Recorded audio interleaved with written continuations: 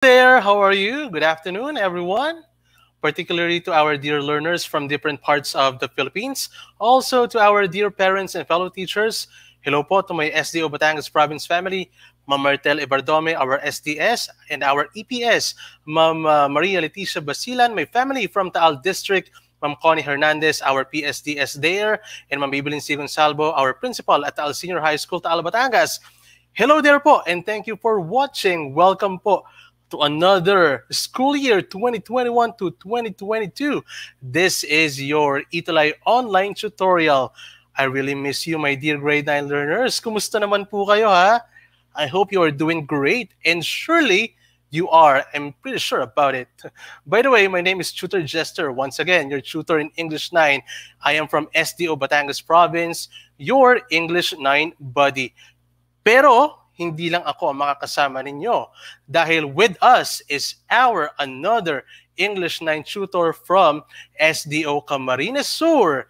Here is the charming and enthusiastic tutor, Tutor Ellie. Good afternoon to you, Tutor Ellie. Hi! Hi, Tutor Jester. Hello. Good afternoon. So, Hello there, hello. kumusta? Yes po.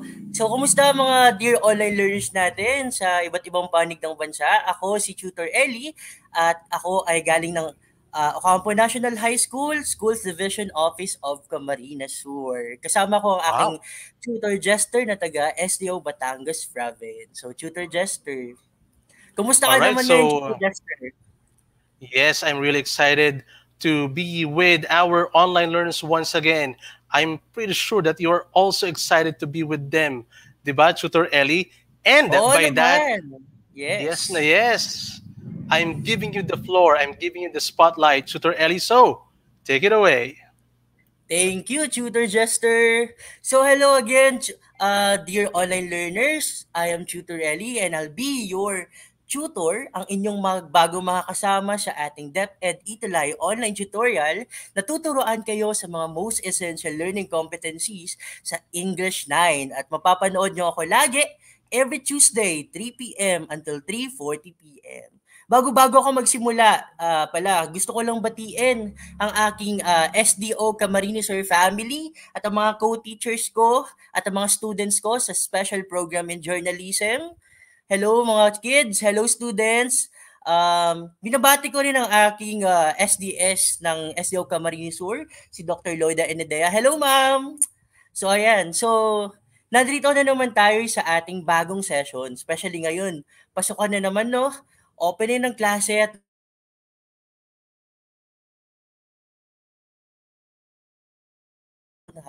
for first quarter until the end quarters ngayong 2021 at 2022. Yan. Ngayon, sige, ano kaya Tutor Ellie ang aabangan namin rather sa ating English 9 Italay online tutorial for first quarter. So ito yung mga topics natin. Okay? So meron tayong 8 weeks at ito yung 8 topics na we will be discuss sa ating first quarter for English 9. So una dito, yung modal verbs for expressing obligation, for asking permission, for stating prohibition, at magtuturo din tayo ng ano nga ba 'tong mga conditionals na to, the present, the past, and the future. Oh, for sure hindi na to bago sa inyong mga topics na to kasi for the previous years sa schools ninyo, sa elementary man yan o sa junior high, for sure natutuhan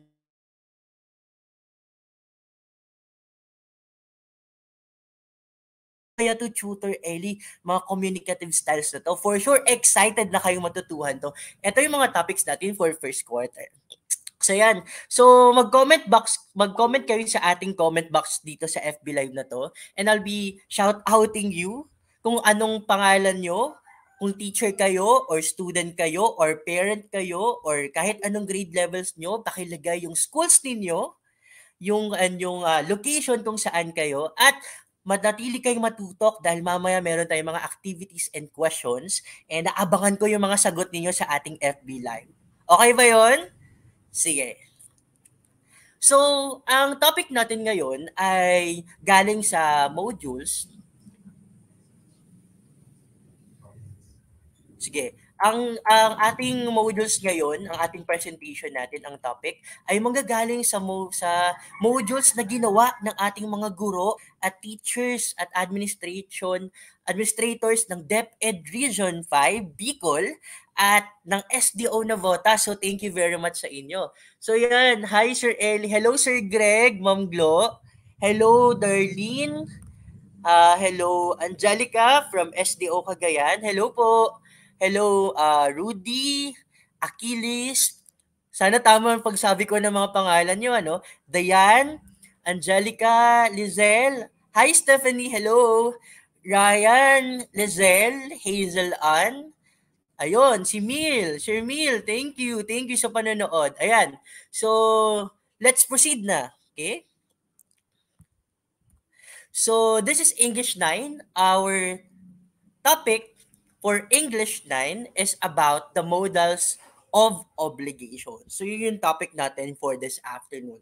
And sana maabot nating maubos yung lahat ng activities until the end, until 3:40 p.m. kasi meron lang tayong 40 minutes. Ngayon, Tutor Ellie, ano yung mga objective natin or goal sa ating learning session for this afternoon? Una, kailangan sana ma-identify natin yung modals of obligation, ma-identify natin yun sa mga sentences. Pangalawa is, we could use the modals of obligation in expressing meaningful utterances. Sana magamit natin sa speech at sa conversation. Then pangatlo, Tutor Ellie, sana makapagsulat, sana talaga makapagsulat or makapag-post ng comment yung ating mga online learners sa comment box ng paragraph gamit ang mga modals of obligation. So ano-ano kaya yung mga modals of obligation? Sige, aabangan natin yung mga sagot nila sa ating mga comment box. Alright. Hello sa inyo. Hi! Sige. Alright. So, before we proceed to our topic, eto muna tayo ha. Siyempre, konting pretest muna tayo. Tingnan natin kung alam nyo na to or ano pa yung mga dapat nating malaman. So, this task 1, the title is Let's Figure This Out. Kaya alamin natin kung ano to. The direction says, eto yung dapat yung gawin online learners. Yan, eto yung dapat yung gawin Eliza, Maya. Hi Sir Darwin, Ma'am Glaze. Hi Dane. Hi Ma'am Julie May sa English Department. Ngayon, number 1, this is what you will do. You have to write the missing word in its sentence. So basically, napaka-basic naman to eh. Ilalagay niya lang yung missing word sa mga sentences na nasa ating presentation ngayon. So pipilian nyo ay 4. So meron tayong 4 na words sa pagpipilian. Meron dyan must, meron dyan have to, meron dyan should, and of course, ought to. So meron tayong 5 items dito. Sige, tingnan nga natin kung ano yung mga sagot dito. Number 1, as a citizen of our country, you blank, abide by, and follow the law. May mga sagot na sila sa comment box. Number 2, you blank, try to get enough rest. You still have a lot of work to do tomorrow. Okay, that's number 2. Ano kayong sagot doon? Number 3, you blank, see a doctor at once. Diba? Exclamation point yun, kaya dapat at once. The number 4, it's raining hard.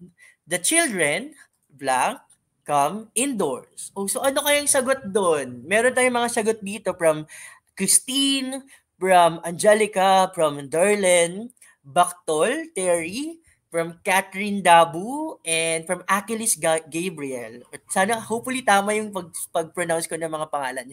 And Eliza Quirol.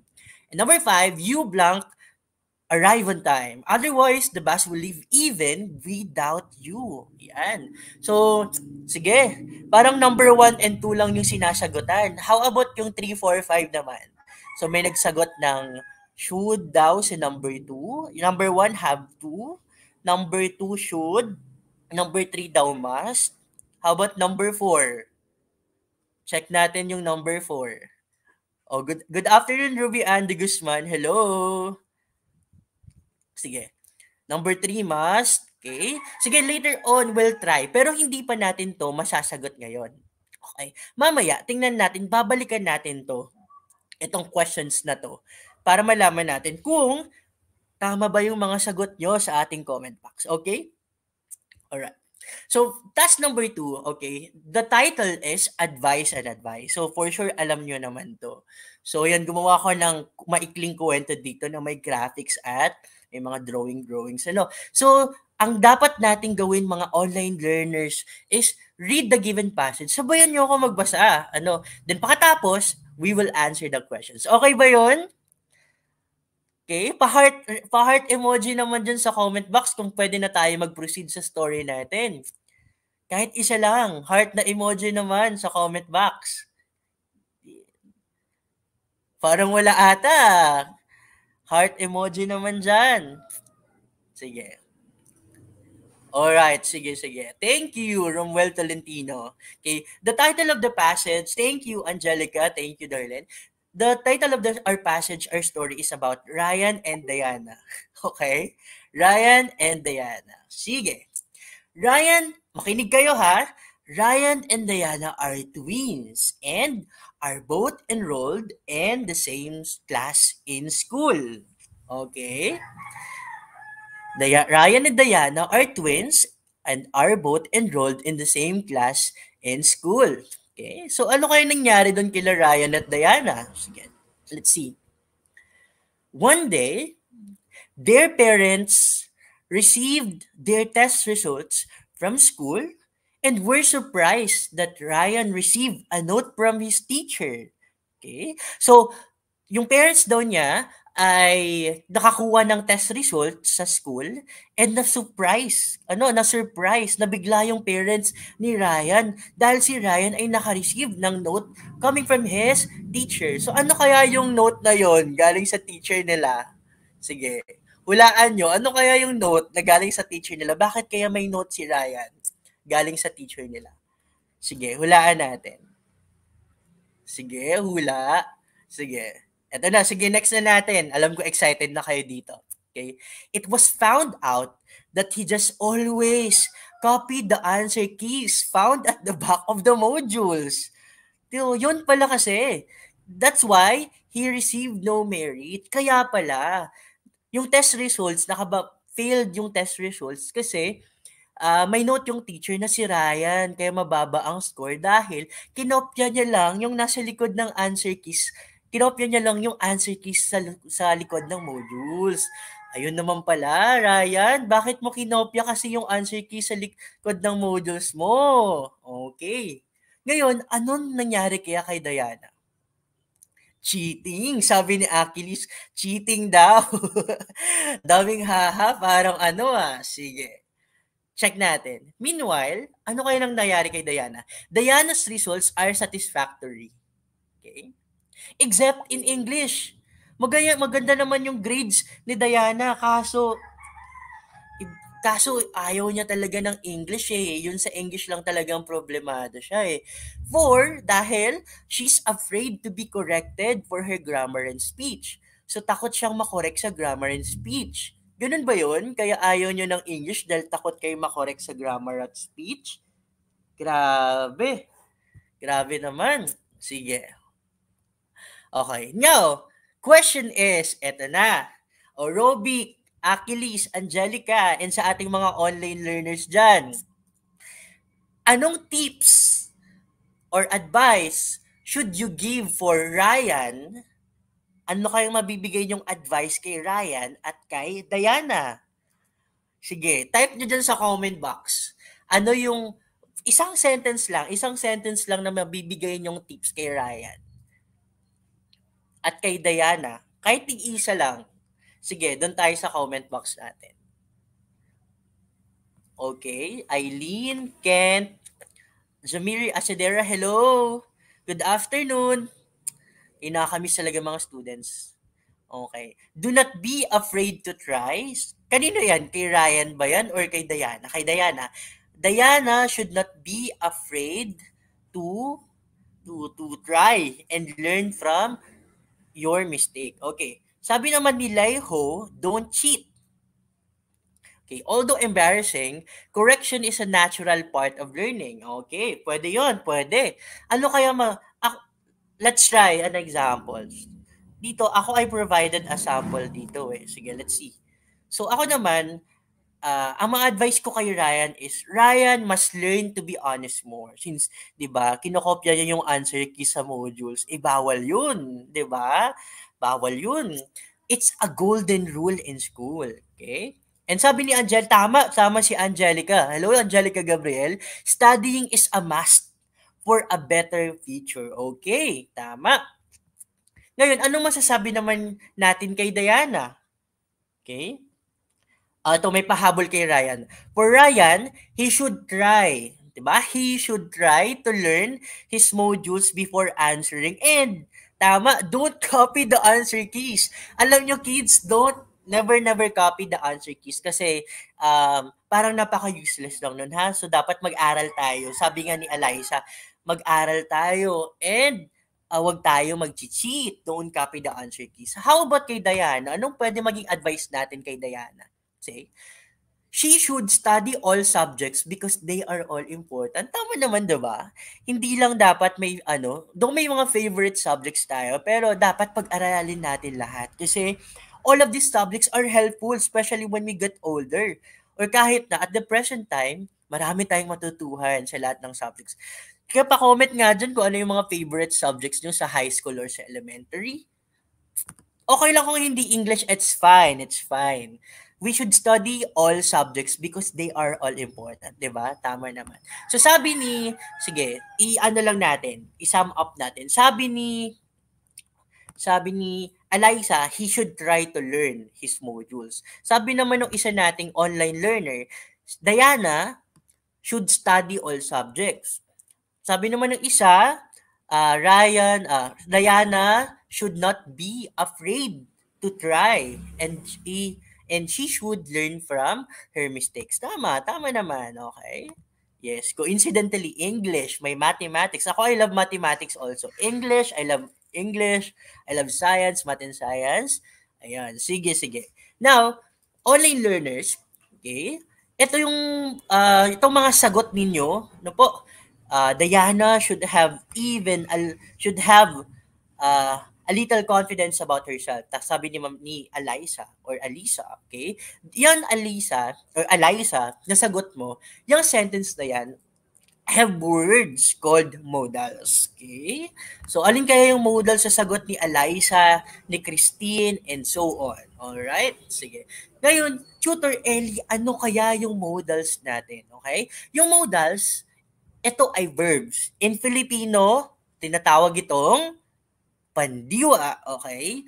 Verbs o pandiwa. Pero sa English kasi may tatlong types ng verbs. Pero modals is one of the types. Okay? Modals are one of the types. Okay? Ang tawag sa modals ay helping verbs kasi they give additional information about the verb that follows it. Nagbibigay sila ng additional information. Okay? At ito yung formula sa paggamit ng modal. Okay? Modal plus the root form of the verb. Again, modal plus the root form of the verb. Okay? So, bakit kaya nasabi ni Tutor Ellie na ang modals are helping verbs at nagbibigay ito ng additional na information about the verb that follows it? Let's say, pag sinabi ko, Alchi Gran Malquisto Dagohoy from Tacloban National Agricultural School. Layo, no? Pag sinabi ko Alchi na, Alchi, you go home now. Anong ibig sabihin kaya nun? Emeline, you go home now. 'Di ba? Leho, you go home now.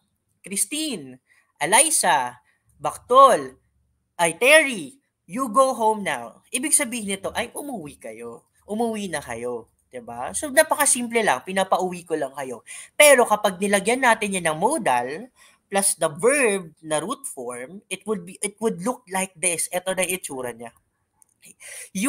You must go home now. 'Di ba? Ano kayang difference ng dalawang sentences na to? Yung you go home now at yung you must go home now. Sabi natin yung modals ay nagdadagdag, nag-a-add siya ng additional information sa verb. In this case, sa ating sentence, ang verb natin ay, anong verb natin sa parehong sentences? Go. Tama? Go. So, yung modals ay nagdadagdag ng additional information sa verb na go. So, you must go home now. Ano kayong pinagkaiba nito? Okay? Ano kayong pinagkaiba kaya nito? Okay? Yung pinagkaiba nito ay this one. Pag sinabi kong you go home now, it's like, okay, umuwi na kayo kasi kailangan. Pero pag sinabi ko, Mike Jan, na you must go home now, whatever you can, kailangan umuwi ka na. Yun ang kailangan. Wala ka nang magagawa. Kailangan mo nang umuwi. Kasi dapat yun ang kailangan mong gawin. Okay? So it adds additional information. Hindi lang basta umuwi ka na. Pag sinabi kong you must go home now, ngayon pa lang, umuwi ka na, whatever happens, umuwi ka na talaga. See?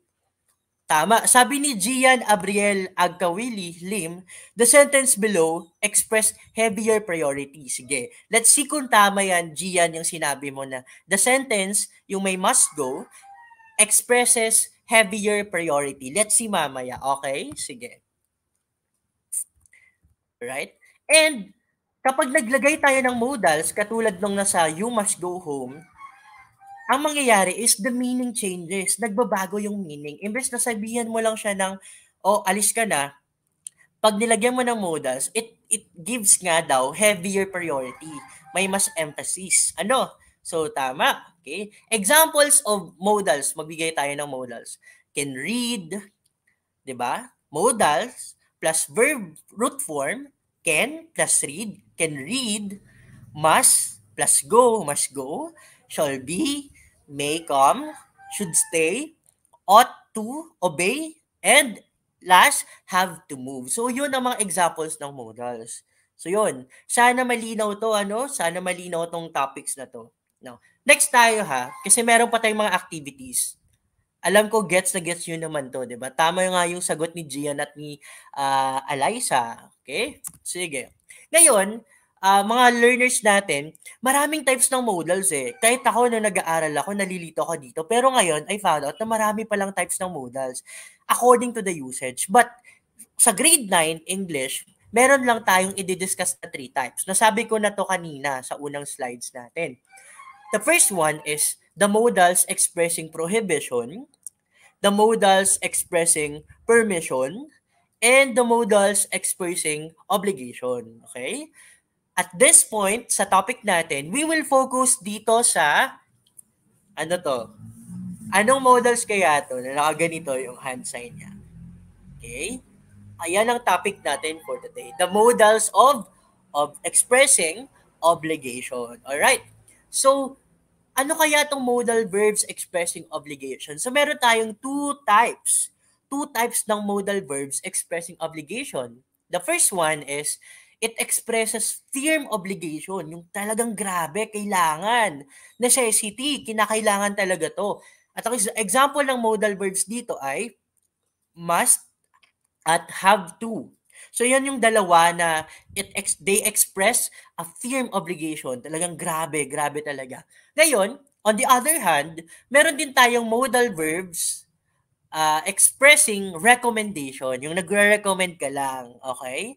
Or it expresses moral obligation. Example, alright, should and ought to. So, meron tayong 4 na pag-aaralan na modal verbs. Okay? 2 types to ha. Don't forget, may 2 types tayo ng modal verbs expressing obligation. Alright.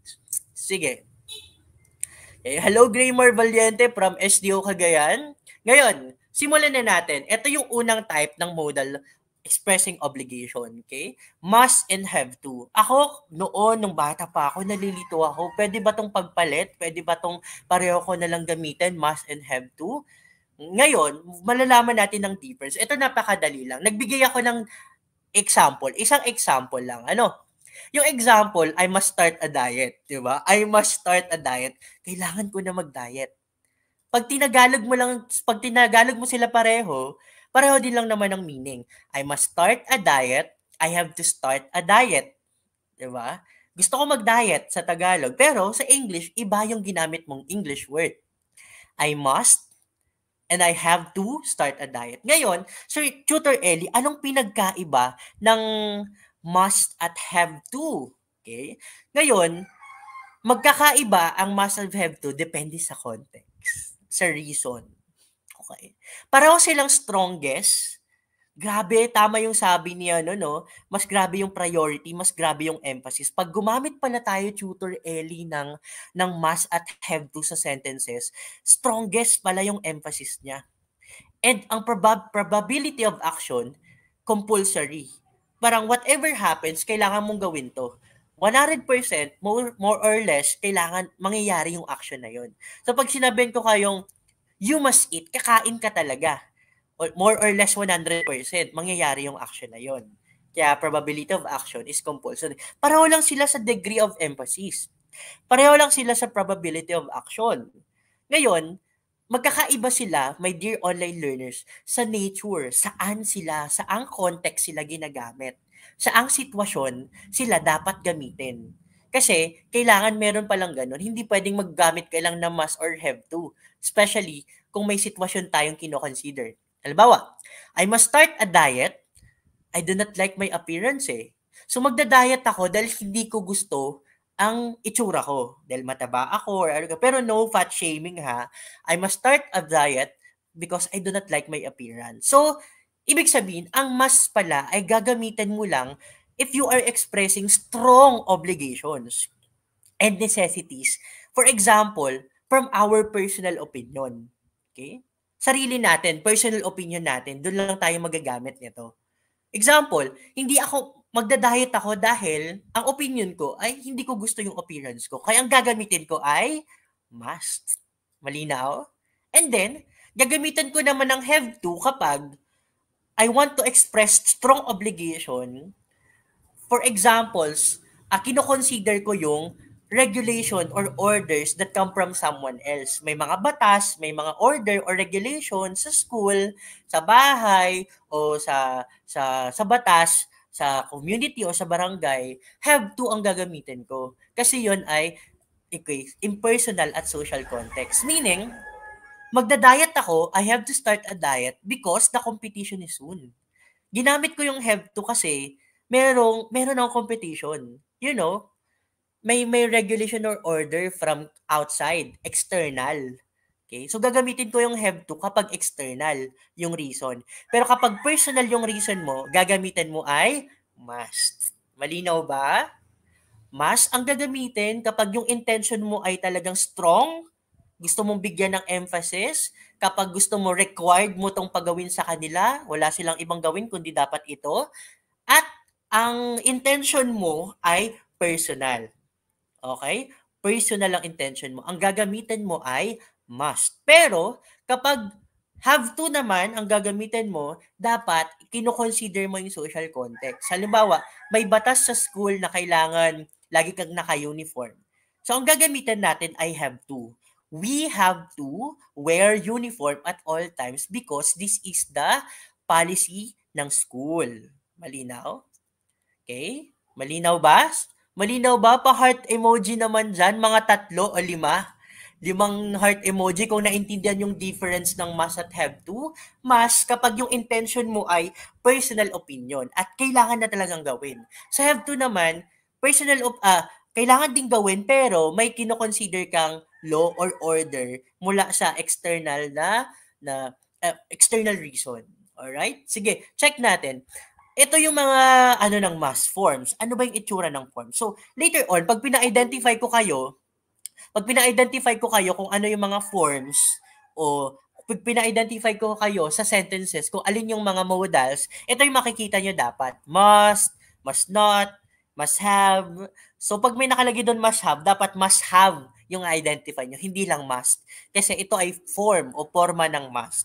Must not have, mustn't have. So yan, tandaan ha, pag pina-identify ko kayo, dapat buo ang ilagay nyo kasi ito yung mga forms, okay? Must. So ito ha, sinabi ko na to, you must take care of your belongings. So ako, personal ko, kaibigan ko sasabihan ko, oh, you must see a doctor at once, kailangan mo na, okay? We must pursue our dreams, kasi personal yon. You must have taken a break from life and travel, personal din. And you must not reach the station late. Okay? So, yun yung mga sample ng must. Okay? Ngayon naman, sa have to naman, ito naman yung mga forma kapag pina-identify ko kayo ng have to, ng mga form, ng mga kung ano yung modals na makikita sa sentence. So, meron tayong present perfect, past, and future. So, pag pina-identify ko yung mga sentence, dapat ito yung ilagay yung buo. Has to, have to, does not, have to, do not have to, doesn't have to, don't have to, and so on and so forth. Okay? Had to. Yung have to, hindi lang have to yan. May has pa yan, may had to pa yan, may will have to pa yan. So, nandito yung makikita yung spelling ng have to, ng iba't ibang forms o version ng have to. So, example niyan ay, in France, you have to drive on the right. Kasi France, di ba, batas. Batas yun sa France. So, ang gagamitin natin ay have to. Okay? Kasi external yun eh. Order yun, regulation. So, sa France pala, kailangan mag-drive ka sa right. Okay? In England, most school children have to wear a uniform.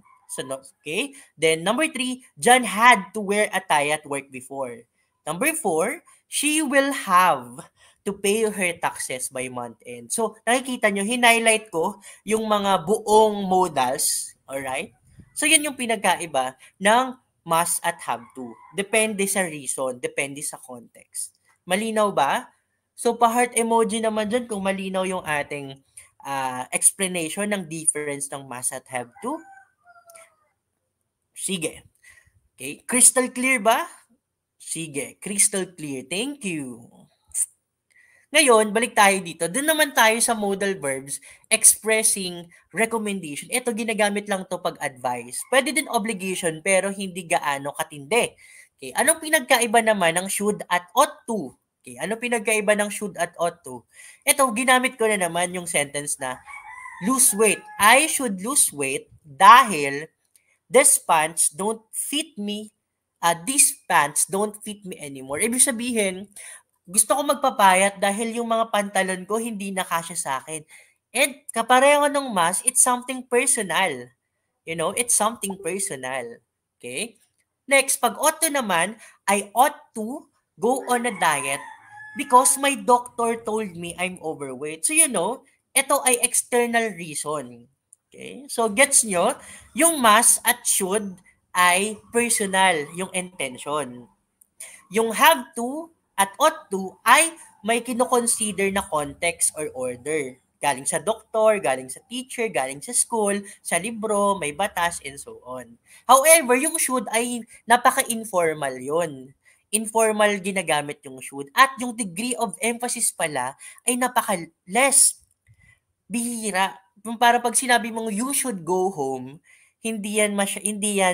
probably hindi yan matutuloy na uuwi or hindi yan susunod sa'yo. Dapat pala sabihin mo, you must para sumunod sa'yo. Ano? Okay. And this is less likely to be obeyed. Yung ought to naman, comparatively high yung degree of emphasis and more likely to be obeyed. So, must at have to, ang nasa baba niyan, ought to, ang nasa pinakababa, should. So, pinakamababa yung should, yung degree emphasis of should. Okay? Malinaw ba tayo? I should lose weight dahil personal. I ought to go on a diet kasi ito ay meron tayong batas o order galing sa external people. Alright? So, yan. Ito yung mga forms ng should kapag pinaano ko sa inyo. Should not, shouldn't, should have, should not have, shouldn't have. Alright. And ito yung mga sample. Do you think I should go for the interview? Pwedeng hindi mangyari. You should stop smoking. Okay? So, pwedeng hindi mangyari. You should not tell lies or else things might get worse. So, personal opinion lang yon. Your cup has been on for 3 days. So, personal opinion din yon. Okay? Same with ought to, ought not to, oughtn't to, ought to have, and so on. Okay, yan yung mga forms ng ought to. Ngayon, example, you ought to follow the traffic rules, we ought to complete the target before the month ends, teachers ought to do their job, children ought to respect their parents. Okay, because this is something that is, moral obligation, may context, may inaano tayong batas or order or expectation ng society. Okay? So, yan yung difference nila. Okay? Crystal clear ba? Eto, check natin to. Alam ko man, yan. Yan yung pinagkaiba nilang apat. Okay? Alright, sige. Malinaw daw, malinaw and malinaw. Yehey. Sige. Ngayon, sige nga, find that modal. Check natin. O, alin dito yung modal? Sabi, sige, comment nyo. I-comment nyo sa ating comment box kung nasaan yung modal dyan. Dali, dali, dali. Sige, sige. Mag-aabang ako ng magko-comment.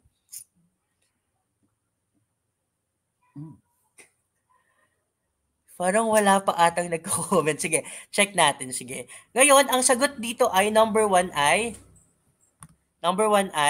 has to. Tama. Tama ka, Angelica Gabriel. Has to. Tama, Gian. Tama, Catherine. Has to. Next, the president ought to deliver a speech. Anong sagot kaya dito? Anong sagot kaya dito? Number 2, the answer is ought to. Correct. Okay. Number 3, if you go sailing, you must wear a life jacket. The sea is very dangerous. Okay? Anong sagot dito? Must. Correct. Tama. Tama. Okay, sige. Tama si Amanda, si Eliza, si Mark Edward, Angelica, back to Angelica. Okay. Number 4, I should take out this huge box because it blocks the way. Pakadali naman ito eh. The answer is, okay, should. Okay. Next, I was late for the meeting. I really should have set my alarm this morning. Sige na. Check natin kung tumama ba. I really should have set my alarm. The answer is Merlin, Amanda. Merlin, Amanda. The answer is tama, Amanda and Joelel. The answer is should have. Di ba pinakita ko sa inyo yung mga forms? Should have. Should have dapat. Yes. Correct, Cristel Felipe. Ikay. Mali, Ikay. Dapat may have. Should have. Alchi, tama. Janiza, dapat may have. Kasi should have. Yan yung forms ng should. Okay? Okay. Next, eto pa. Siyempre, meron pa tayo. Yan. Kung naka-perfect kayo doon, excellent kayo. Siyempre, di ba? Hindi mo kailangang maging best in English para ma-perfect yan. Kasi madali, kaya nyo naman. Next, oblige or recommend. Identify natin kapag yung sentence ay obligation or recommendation. So again, madali lang to. Pag has to ang gamit, ano to? Obligation or recommendation? Okay? Obligation. Ano kaya to pag obligation yung gamit? Sige, parang nagko-comment pa, nag-iisip pa sila kung anong dapat sagot dito.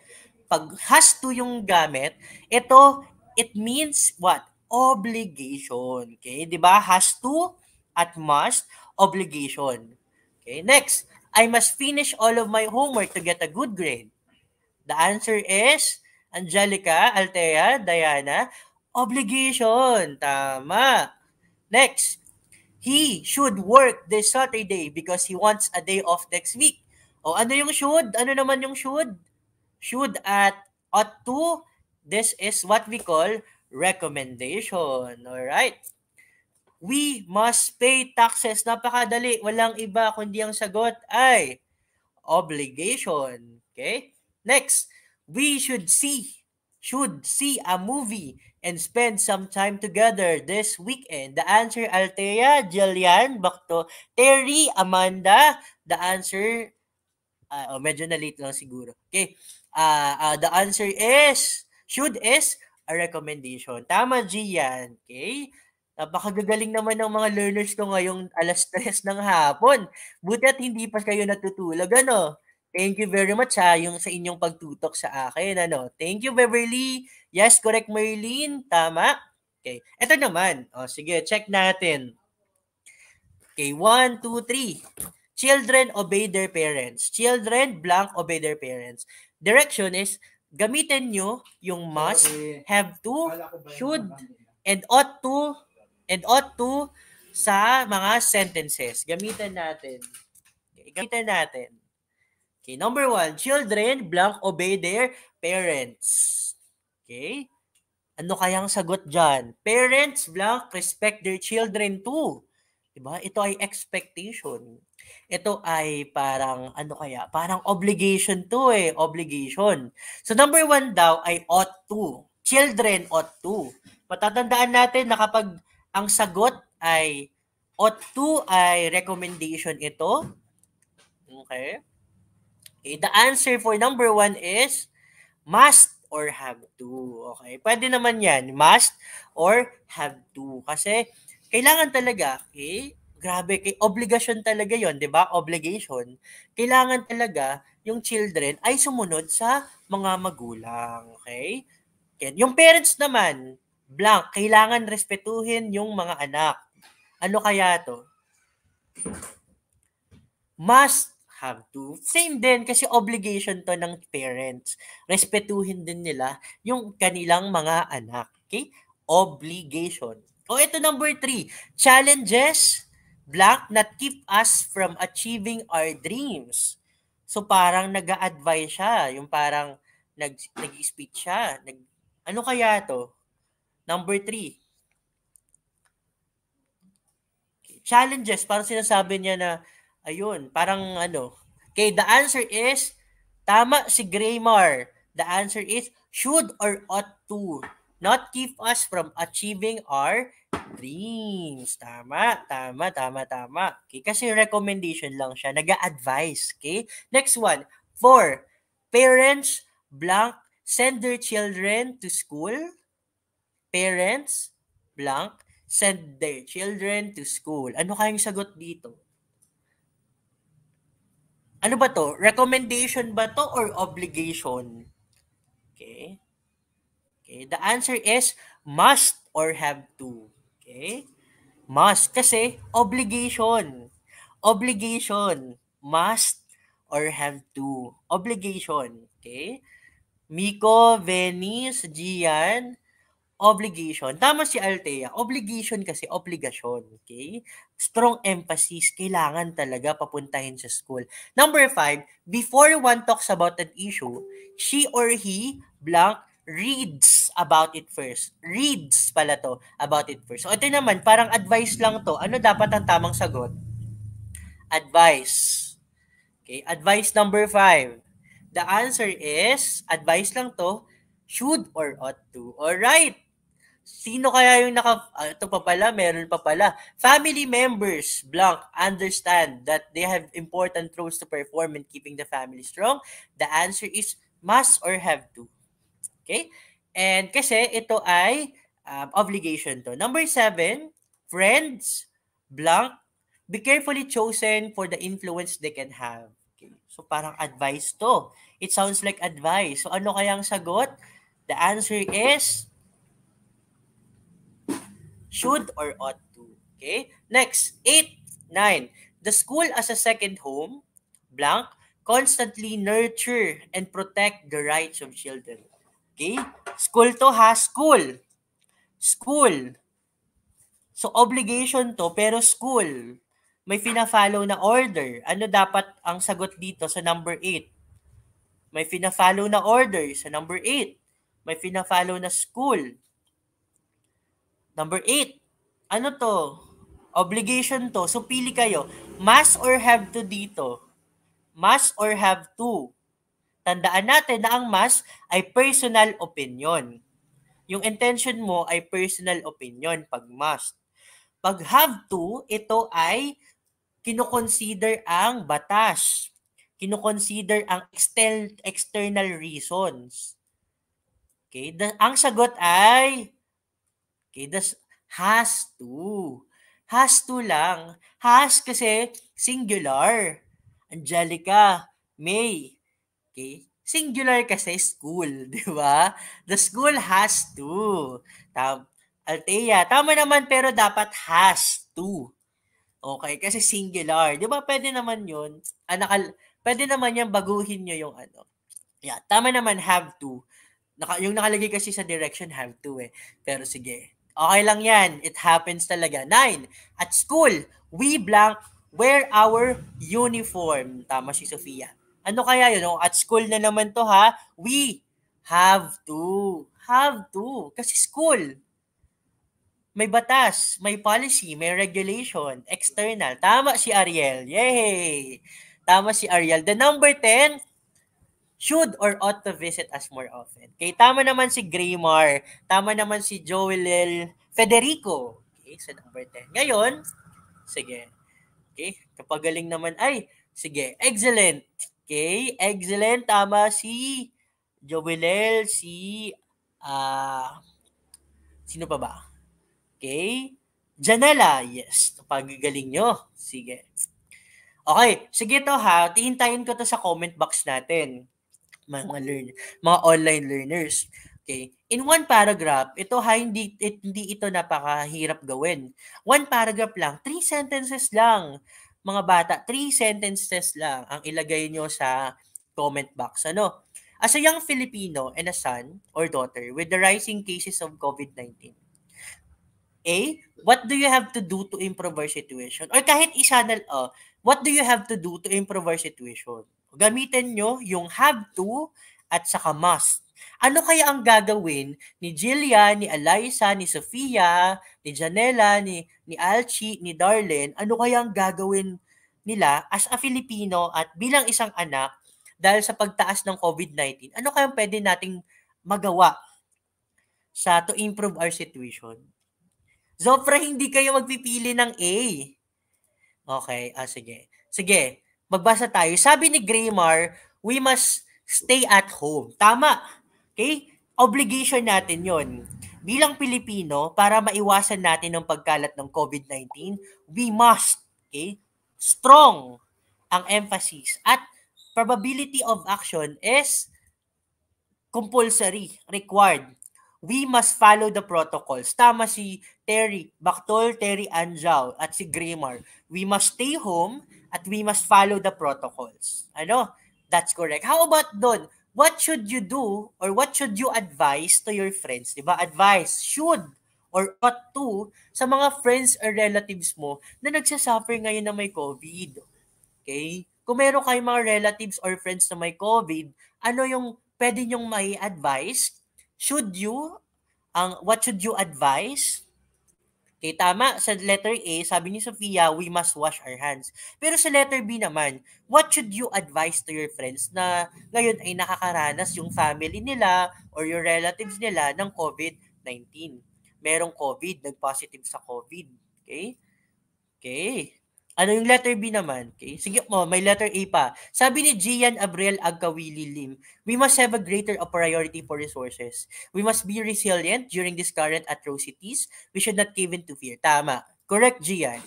That's very nice of you to compose such 3 sentences. Tama yun.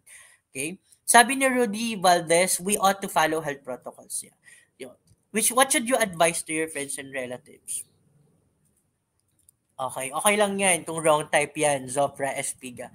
Ano yung mga advice nyo? Advice, you should stay at home. Parang mas dapat doon, Angelica, is you must stay at home kasi it's an obligation. Pero pag should kasi, advice yun advice. So ano kaya yung pwedeng maging advice nyo? Example, yan, sabi ni Amanda Tolentino, you should not panic. Yes, tama. Excellent. Tama. We should not panic. So that's an advice. We should not panic. Tama naman yon. Try to have steam inhalation twice a day for 15 minutes. Yan. Tama po kayo. Okay? Tama. Okay? So yan yung mga examples na we're able to create paragraphs gamit yung mga situation na to. And sana, what I hope sa ating bansa is sana mabawasan na yung cases ng COVID at maging safe tayo. Okay? You should only go out when needed. Tama naman. Kaya dapat tayo maging maingat tayo. We should always wear our face mask.